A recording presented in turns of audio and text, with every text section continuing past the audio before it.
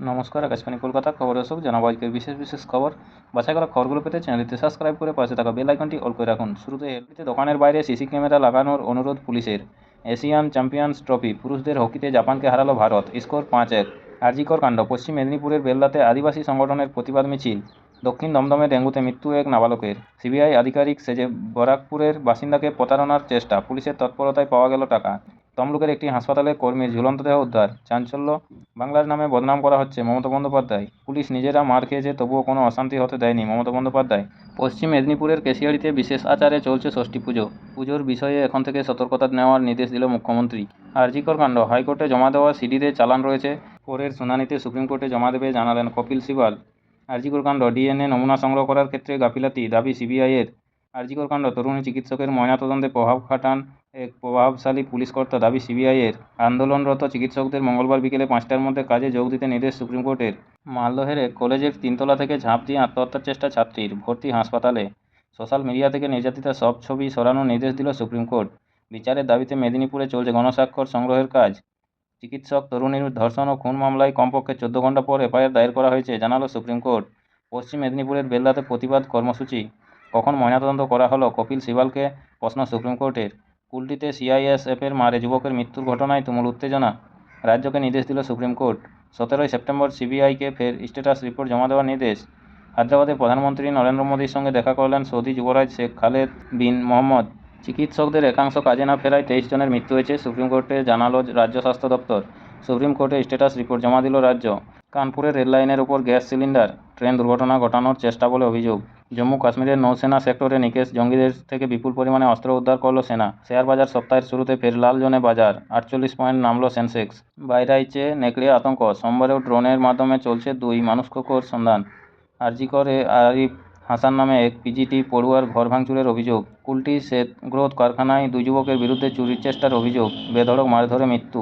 জম্মু কাশ্মীরে অনুপ্রবেশের চেষ্টা রুখল বাহিনী, খতম 2 জঙ্গি, উদ্ধার একে 47। মহিলা ফুটবলের সেমিফাইনালে আজ মুখোমুখি বাংলা ও মণিপুর। আজ উত্তরবঙ্গ মেডিকেলে অবস্থান বিক্ষোভ। ঝাড়গ্রাম, মাত্র 50 টাকা নিয়ে বিবাদের জেরে সানগ্রামে বন্ধুর হাতে খুন এক যুবক। ঝাড়গ্রামে বিশেষ চাহিদা সম্পন্নদের জন্য প্রশাসনের উদ্যোগে তুলে দেওয়া হয় কৃত্রিম হাত পা, উপস্থিত জেলাশাসক। পথ দুর্ঘটনার কবলে পড়ে বনিশোল এলাকায় আহত হলেন এক বাইক আরোহী। ঝাড়গ্রাম, আরজিকর কাণ্ডে জড়িত ধর্ষণ ও হত্যাকারীদের অবিলম্বে দৃষ্টান্তমূলক শাস্তির দাবিতে ঝাড়গ্রাম শহরে হলো বিক্ষোভ মিছিল। সাঁকরাইল, নারী সুরক্ষার কথা ভেবে কুলটিক্রি ও রোহিণী বাজার এলাকায় মহিলা পুলিশের টহলদারি শুরু করল সাঁকরাইল থানার পুলিশ। প্রতিদিন নিয়মিত সঠিক খবর শোনার জন্য আমাদের এই চ্যানেলটি সাবস্ক্রাইব করে রাখুন। বিস্তারিত খবরে আসবো। থ্রেড কালচার পরীক্ষায় কারচুপির অভিযোগের পর এবার আর্থিক অনিয়মের অভিযোগে আন্দোলন শুরু হচ্ছে উত্তরবঙ্গ মেডিকেলে। আজ সোমবার কলেজের কর্মীদের একাংশ আর্থিক অনিয়ম ও দুর্নীতির অভিযোগে অবস্থান বিক্ষোভ শুরু করবেন। এদিকে আজই কলেজ কাউন্সিলের বৈঠকে পেশ হবে চিকিৎসক পড়ুয়াদের অভিযোগ নিয়ে গঠিত তদন্ত কমিটির রিপোর্ট। রবিবার উত্তরবঙ্গ মেডিকেল কলেজের প্রাক্তনীরা সাংবাদিক সম্মেলন করেন। তারা থ্রেড কালচার পরীক্ষার নম্বর বৃদ্ধি সহ যেসব অভিযোগ উঠেছে তার নিরপেক্ষ তদন্তের দাবি জানান। প্রাক্তনী ডক্টর ভাস্কর রায় বলেন, আরজিকর কাণ্ডের রেশ ধরে উত্তরবঙ্গ মেডিকেল ও দুর্নীতির অভিযোগ উত্তাল হয়ে উঠেছে। ডিন, প্রিন্সিপাল কেউ দায় এড়াতে পারেন না।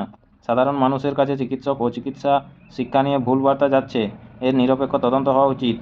এদিকে মেডিকেলের প্রধান করণীর উৎপল সরকার বলেন, দীর্ঘদিন ধরে এক আধিকারিক আর্থিক সহ নানা রকমের দুর্নীতিতে মদত দিচ্ছেন।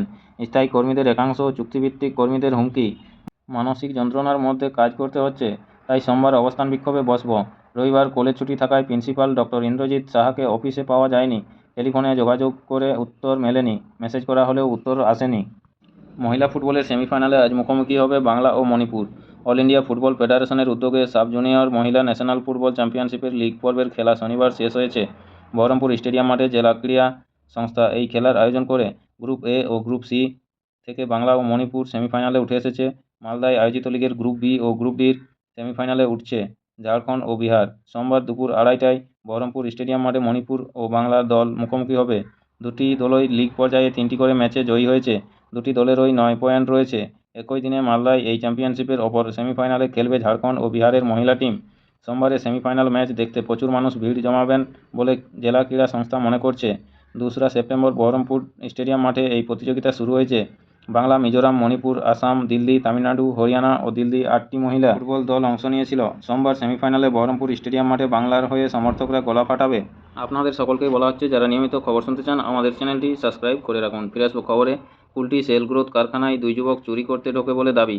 তাদেরকে বেধড়ক মারধরের অভিযোগ। সিআইএসএফ এর বিরুদ্ধে মারধর করার ফলে এক ব্যক্তির মৃত্যু হয়েছে বলে দাবি পরিবারের। ঘটনাটি ঘটেছে আসানসোলের কুলটি থানার এলসি মোড় সংলগ্ন এলাকায়। অভিযোগ, রাতভর মারধর করার পর আশঙ্কাজনক অবস্থায় দুজনকেই বাইরে ফেলে দেয় কেন্দ্রীয় বাহিনী।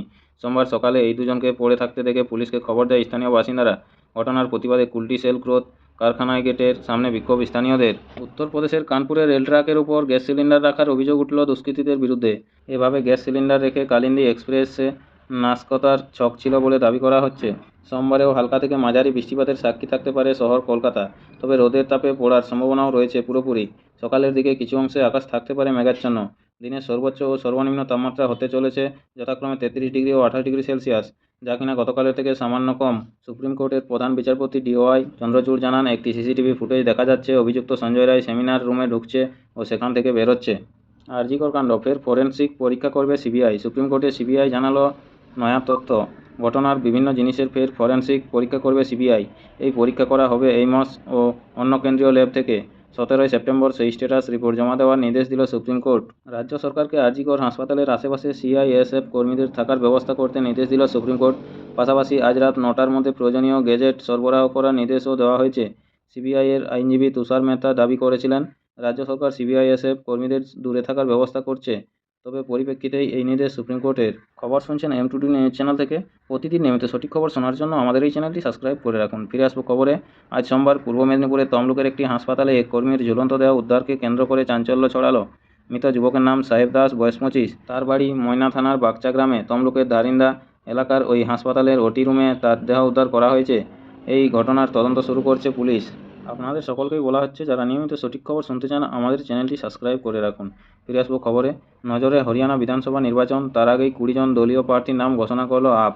এই তালিকায় রয়েছেন গুরপাল সিং, অনুরাগ ধান্দা, নরেন্দর শর্মা, জয়পাল শর্মা, আমনদীপ জুন্দলা, বিট্টু পহেলওয়ান, পাওয়ান ফৌজি, কুলদীপ গাদরানা, হ্যাপি রানিয়া, ইন্দু শর্মা, বিকাশ নেহরা, বিজেন্দর হুড্ডা, কুলদীপ চিকারা, রণবীর গুলিয়া, সোনু আহলওয়াত সরিয়া, মনীষ যাদব, রবীন্দর মাতরু, বীর সিং সরপঞ্চ, ধর্মেন্দ্র খাতানা এবং রবীন্দর ফৌজদার।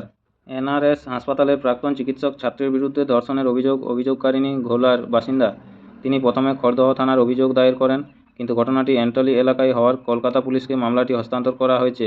সূত্রের খবর, ধর্ষণের মামলা রুজু করে তদন্ত শুরু করেছে পুলিশ। জানা গিয়েছে, অভিযুক্ত ওই চিকিৎসক যখন এনআরএসের পড়ুয়া ছিলেন তখন অভিযোগকারিণী ওই মহিলার সঙ্গে তার আলাপ হয়। অভিযোগ, ওই মহিলাকে তিনি ধর্ষণ করেন। অভিযুক্ত ওই চিকিৎসকের খোঁজ চলছে। নমস্কার, স্থানীয় সংবাদটি এখানেই শেষ হলো। এর পরের সংবাদ পেতে চ্যানেলটিতে সাবস্ক্রাইব করে পাশে থাকা বেল আইকনটি অল করে রাখুন। সবাই ভালো থাকুন, সুস্থ থাকুন। দেখা হচ্ছে পরের আপডেট খবরে। ধন্যবাদ।